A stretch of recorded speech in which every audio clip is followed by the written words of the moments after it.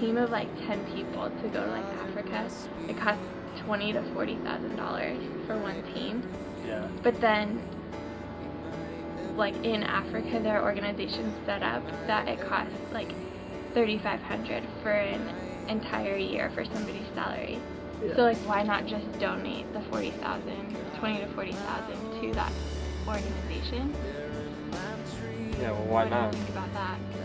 I know people could say, well, you could just donate that to another company or organization abroad and not go yourself, but that takes away the intentionality of the whole thing. I don't know. But then like, there's this whole, like the personal transformation that comes from going on a trip. Like, how can you put a monetary value on that?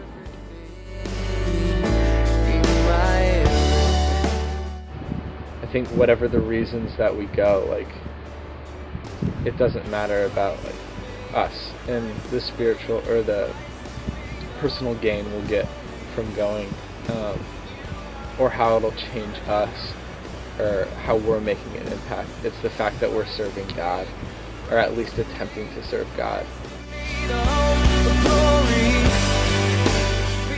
How can this part of the world be so poor and seemingly so unhappy, and we just sit over here? It's going into a part of the world where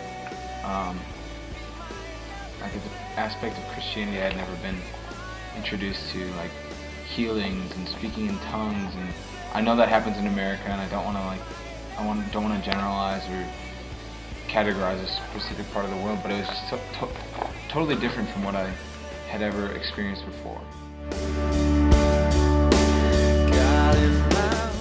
I think the term, like, whether something is tangible or not, is very specific to how Western society sees it.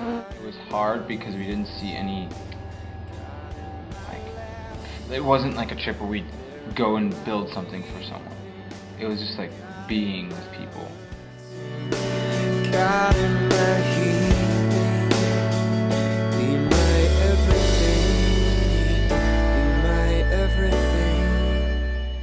He introduces me to one of the kids. His name's Krishna, and Krishna was extremely high on glue, and he stumbles over to me, and he has 3 fresh cuts on his arm, right here, and probably had been done like earlier that morning. And I had like 3 cuts that were right here, and so he took my arm, and then he compared it with his arm, and he just looked me in the eye and was just like, I like that. And like, I didn't know how to respond. Like, how do you respond? And I'm not gonna pull the holier than thou card and say like, you shouldn't be doing that. But that started the connection that we had. Krishna, I love you. I love you. Say in Nepali, I love you. Yeah.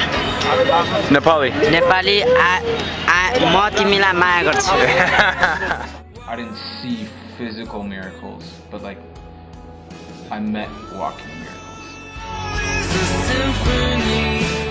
Christ and spent time with people, so why would we not do the same?